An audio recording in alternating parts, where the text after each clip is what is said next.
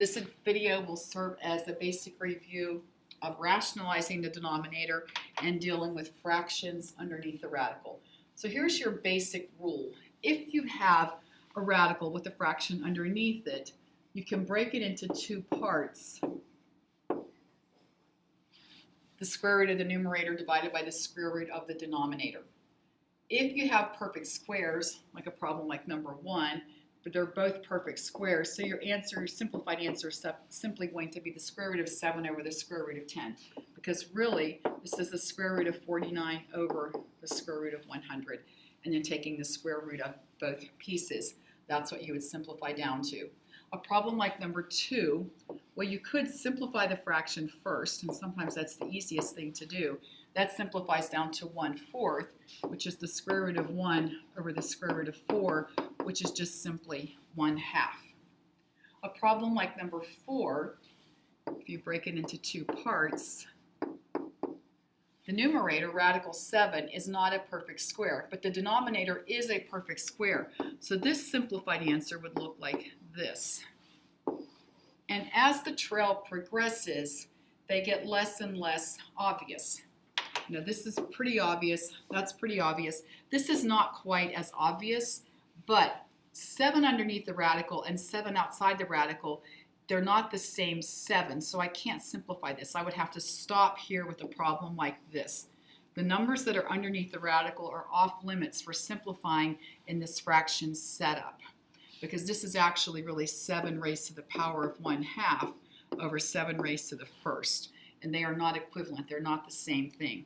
So the presentation that I've boxed in red would be the simplified answer for a problem like number 4.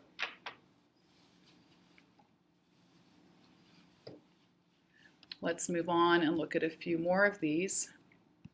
Let's see, let's do something like number 7. If I write this as one fraction and I divide 96 by 3, I'm going to get the square root of 32, which then I could say would be 16 times 2, so that's just simply going to be 4 radical 2.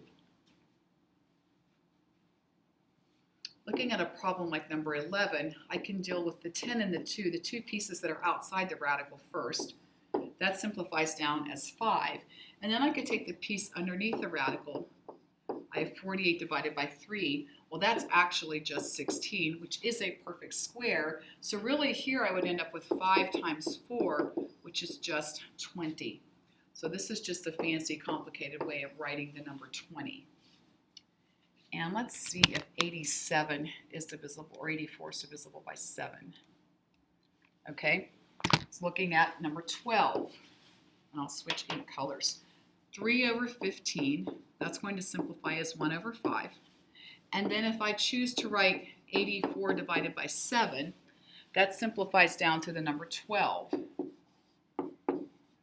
And then 12 is 4 times 3, so 12 is really 2 times the square root of 3 times the fraction 1/5.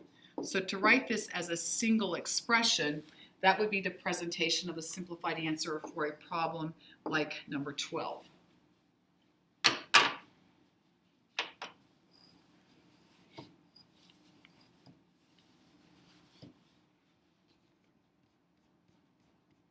Let's move on and look at this. A radical is not considered completely simplified if a radical remains in the denominator of the fraction. So there's a skill called rationalizing the denominator, and it doesn't change the decimal value of the fraction, but it makes the denominator a rational number as opposed to a number underneath a radical. So the way that you would do this, you would multiply times the denominator over itself. So I would multiply the square root of 3 over the square root of 3, which is really just 1. So you're not changing the value of the fraction at all. And now you're performing fraction multiplication, so you just go straight across. And remember the basic rule, radical 3 times radical 3 is just simply the integer 3. Let's look at a problem like letter C. So in order to make this fraction, or in order to rewrite this fraction so that its denominator is a rational number, I would multiply by the square root of 5 over the square root of 5. and that's going to give me 20 times the square root of 5 over the rational number 5. And now I can simplify the 20 and the 5 since they share 5 as a factor, and this simplified answer would be 4 radical 5. So that would be my simplified answer for a problem like letter C. And once again, this skill is called rationalizing the denominator. So oftentimes an instruction set will say, simplify, make sure that you rationalize all denominators. I'll do a few more of these with you, and I feel like you all can take it from here on your own. Let's do something like letter L.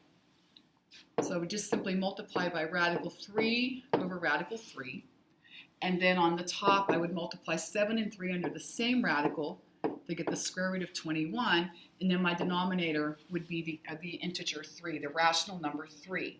Now 21 underneath the radical is not a candidate for simplifying with the 3 in the denominator that's not inside the radical. So you would stop right here, because this is actually 21 raised to the power of 1/2. So it's not 21 as you see the number 21. Let's see, let's do letter O. So here, let's see, I can think of this as 1/2. It's dealing with this piece. And then I'll switch ink color. I could do the 3 and the 6 in one radical, and then that's going to give me, I had the 1/2 on the outside, and then underneath the radical, I'm going to have another 1/2. But I would need to rationalize this denominator. So I'm just going to leave the red 1/2 alone for a minute and deal with the blue portion of the problem. So this is really the square root of 1 over the square root of 2. The square root of 1 is just 1 over the square root of 2. And then I would need to rationalize this denominator. So this is going to simply give me the square root of 2 over the integer 2, the rational number 2. So to wrap this problem up, I had the 1/2, which would just be the piece of the problem sitting outside the radical, and I'm going to have to join that with the square root of 2 over 2. So that my completed simplified answer is going to be the square root of 2 over 4. The decimal value of both expressions would be the same. It's just that the expression up here in the green box would be considered simplified in radical form, reduced radical form. So once again, this skill is called rationalizing the denominator.